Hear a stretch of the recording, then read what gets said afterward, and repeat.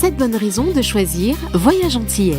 Voyage Antillais est une agence antillaise depuis plus de 50 ans. Voyage Antillais vous réserve un accueil chaleureux, une qualité de service, un accompagnement soigné, toujours avec le sourire. Voyage Antillais vous propose les meilleurs prix. Avec Voyage Antillais, vous bénéficiez de facilités de paiement. Votre deuxième bagage est offert. Voyage Antillais, c'est 2 agences en Île-de-France qui relient les Antilles à Paris. Voyage Antillais, nous là vous faisons voyager. Guadeloupe, actualité. C'est une affaire qui oppose des riverains de Déhay à la SADG, la Société antillaise de granulats. Ce mardi 7 janvier a débuté l'audience d'examen des recours déposés par les victimes de l'éboulement du mardi 3 décembre dernier. Lors du glissement de terrain, plusieurs maisons avaient été emportées dans les hauteurs de Savane-Paille. 2 jours plus tard, l'activité de la société exploitant la carrière au lieu-dit Guillonneau a été suspendue par arrêté préfectoral le 5 décembre, puis à nouveau le 2 janvier suite au rapport du BRGM. Lors de l'audience, l'avocat de la SADG a évoqué le préjudice subi par la société qui se dit elle-même victime de l'éboulement. Olivier Félix. À ce jour, il n'est pas possible d'imputer à la carrière, à l'exploitation de la carrière, la responsabilité de ce glissant de terrain. Ce glissant de terrain, il est parti assez loin des fronts et des anciens fronts de la carrière. Il est parti d'un terrain riverain. Il y a des photos qui ont été prises par notre bureau d'études géotechniques, tel que nous l'avons mandaté, et qui montrent qu'il y a une cicatrice principale de ce glissement qui est à peu près au milieu du terrain de la SCI Zayan de Madame Garcia. Pour nous, a priori, ce sont surtout des questions de circulation des eaux profondes, les eaux de ruissellement qui s'infiltrent. Chacun sait combien la pluviométrie est importante, combien il y a des épisodes cycloniques ou tempêtes tropicales, et donc il y a eu probablement des circulations d'eau qui ont déstructuré le terrain profond, ce qui a occasionné cette rupture de terrain. La SCDG exploite cette carrière et il ne vous a pas échappé que 180 000 mètres cubes nous sont tombés dessus en provenance de terrains qui sont extérieurs à notre exploitation. Et ça a évidemment des incidences extrêmement graves, bien sûr pour les autres riverains, mais également pour nous. L'argumentaire selon lequel ce sont les terrains adjacents, les terrains des victimes que vous avez ici, qui seraient responsables d'avoir chuté sur la carrière, et non pas l'activité d'extraction, est complètement invraisemblable, notamment compte tenu des éléments que nous avons produits. Les éléments que nous avons produits, c'est pratiquement 15 ans de mise en demeure par la préfecture de la Guadeloupe. 15 ans de mise en demeure et de constatation de non-conformité, s'agissant des vibrations, s'agissant des utilisations d'explosifs au-delà des normes, s'agissant de l'instabilité, s'agissant des dispositifs de ruissellement qui n'ont pas été mis en œuvre, s'agissant de l'absence de contrôle sur la stabilité des fronts de la carrière. En gros, tout ce qui a causé les effondrements, ça fait depuis 2011 que la préfecture ne cesse de le dire, sans aucune suite par ce que l'on peut appeler assez tranquillement aujourd'hui une exploitation voyou. C'est la raison pour laquelle aujourd'hui on est venu devant le juge judiciaire, pour que le juge judiciaire, indépendant de la préfecture, puisse prendre des mesures importantes pour protéger les personnes que vous avez ici, mais également toute la région, parce que oui, il est possible que l'effondrement s'accroisse et il est possible qu'une grande partie des gravats, des minéraux qui ont été extraits et qu'une partie de la terre qui est instable, c'est la préfecture qui le dit, puisse dévaler vers la mer et puisse causer encore plus de préjudice pour tous les habitants de Déhay. Donc évidemment que c'est un enjeu fondamental, ça fait 20 ans, 25 ans, 30 ans que les associations environnementales ne cessent de le dire. Personne ne les a jamais écoutés. Il est temps aujourd'hui que ça cesse. La présidente du tribunal a sollicité que les rapports de gendarmerie et de la direction de l'environnement, de l'aménagement et du logement lui soient rendus. La décision du tribunal sera donc rendue le 15 janvier prochain. Pendant un peu moins de 2 heures, les victimes ont entendu les éléments apportés par l'avocat de la société SADG. Ces riverains ont perdu leur maison, pour certains leur outil de travail. Ils ne comprennent pas l'argumentaire avancé par la société. Elles ont souhaité s'exprimer au micro d'Olivier Félix. Ils se font passer pour des victimes. Donc j'ai l'impression qu'ils essayent de dire que c'est de ma faute si le terrain est tombé chez eux. Donc je sais pas, est-ce que je dois m'excuser, pas m'excuser. Enfin bien sûr c'est ironique. Qu'ils ont été bien en alerte par rapport à ce glissement de terrain. Mais non, c'est bien moi qui les ai alertés avec insistance des semaines et des semaines avant et le lundi qui a précédé. Il a fallu que j'hausse un petit peu le ton auprès du directeur de la carrière pour qu'ils comprennent que c'était pas ma dalle qui avait un problème, mais qu'il y avait bien une faille qui allait d'un bout à l'autre de la carrière. C'est-à-dire que mon terrain, il est bien en avancée triangulaire sur la carrière, enfin il l'était, et la faille commençait d'un côté de ce triangle, donc sur un front de la carrière, et finissait de l'autre côté, sur un autre front de carrière. Donc bon, ils essayent de nous faire croire à autre chose, je ne sais pas pourquoi. Je suis outrée de ce qu'ils disent, mais vraiment outrée. C'est-à-dire que ça fait une quinzaine d'années que j'ai acquis ce terrain, ça fait 12 ans que j'ai ma maison et je ne peux plus y accéder, même pas travailler. Vous croyez que c'est normal? Et en plus, il dit qu'ils nous ont relogés. Ils nous ont relogés avec 2 lits, une cuisinière. J'étais bien chez moi.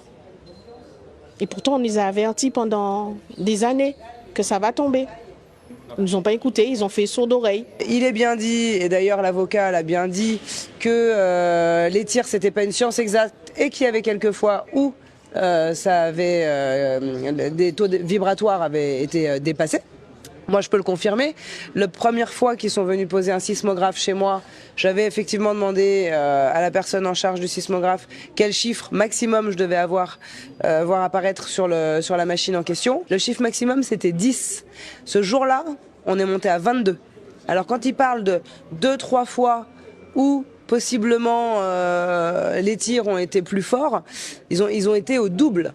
Faut savoir qu'un tir, même à charge normale, enfin en tout cas sur le seuil qu'ils doivent respecter, ça crée des tremblements de terre à chaque fois.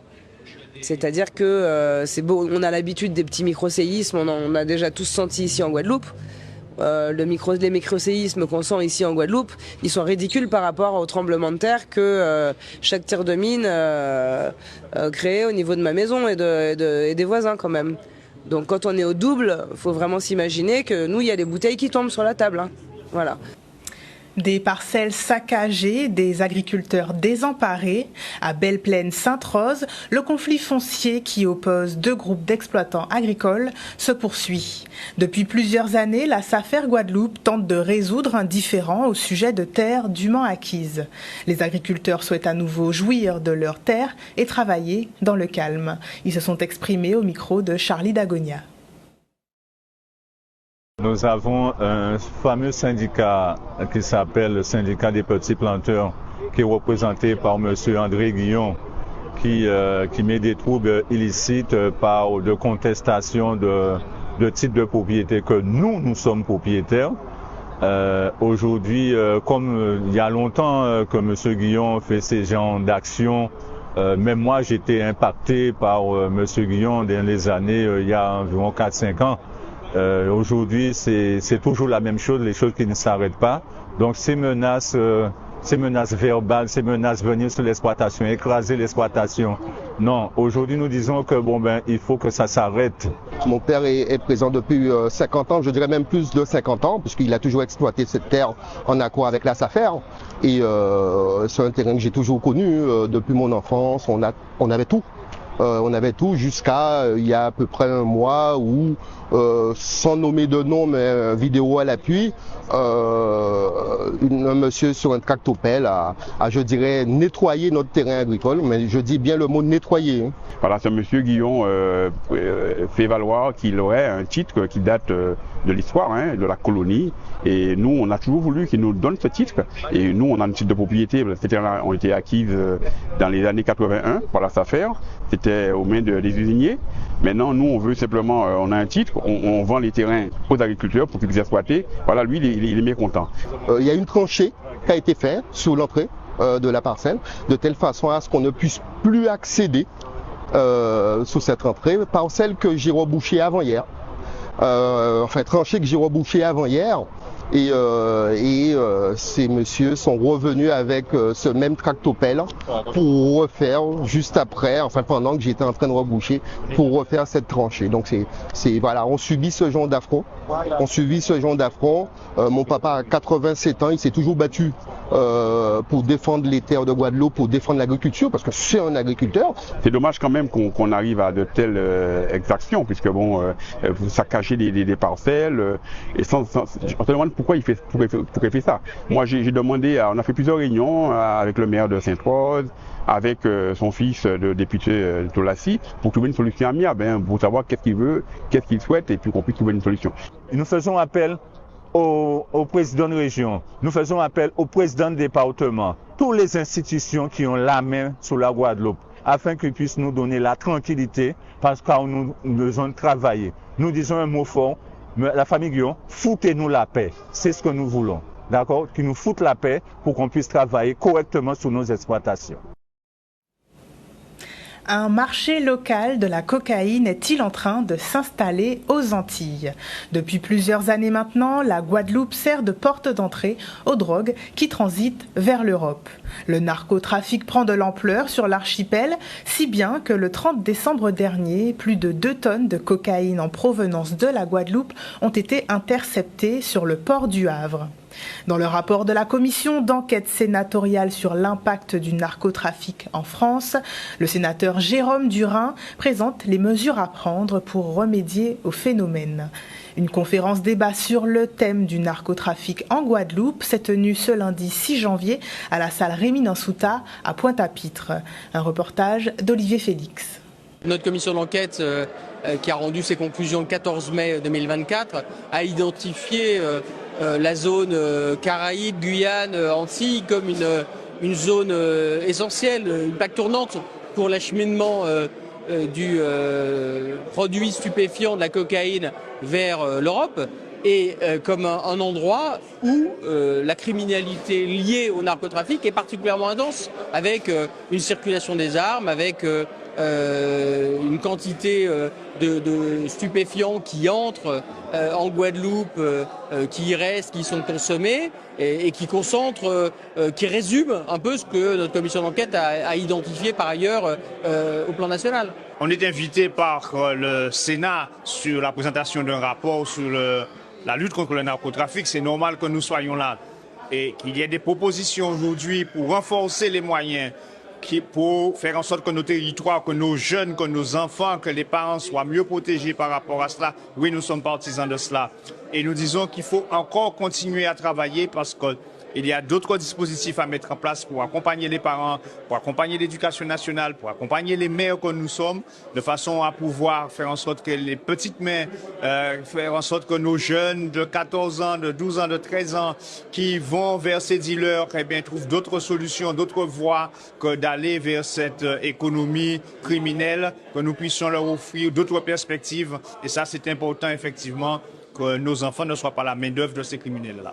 Le témoignage des élus est précieux parce que on a senti l'urgence qui les habite d'une réponse adaptée aux spécificités criminelles qui sont observées en Guadeloupe. Et on est très attentif à apporter une réponse pour l'ensemble du territoire national, que ce soit l'Hexagone, et puis l'intensité toute particulière qu'on observe dans cette zone Caraïbes qui démontre qu'il faut plus de moyens, il faut des moyens dédiés.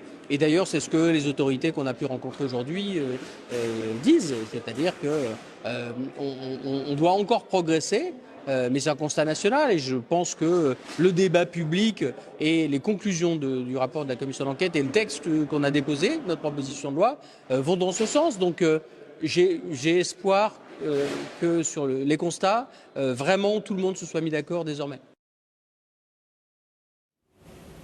Ce mardi 7 janvier, Liedom et Lieom ont publié un communiqué de presse relatif aux défaillances d'entreprises en Outre-mer au troisième trimestre 2024. Entre septembre 2023 et septembre 2024, on dénombre 2337 défaillances d'entreprises ultramarines. La progression des défaillances en Outre-mer cumulée ralentit sur un an par rapport au trimestre précédent. Un ralentissement qui concerne presque tous les secteurs, en particulier la construction, le commerce et la réparation automobile. Dans le secteur de l'enseignement, la santé, l'action sociale et les services aux ménages, le nombre de procédures recule pour la première fois depuis 2 ans, une diminution évaluée à 7,2%. À La Réunion, la hausse des défaillances demeure élevée, plus 44,5%. En Guadeloupe, elle est moindre, plus 17,3%. En Martinique, en revanche, elle se stabilise. En Guyane, le nombre de procédures est de nouveau en hausse. Et en Nouvelle-Calédonie, la baisse des défaillances s'accélère en lien avec les mesures de soutien mises en place par le gouvernement du territoire et de l'État. Outremernews.fr, le site de l'actualité Outre-mer, 24 heures sur 24 et 7 jours sur 7. Retrouvez la chaîne Outremer News sur YouTube.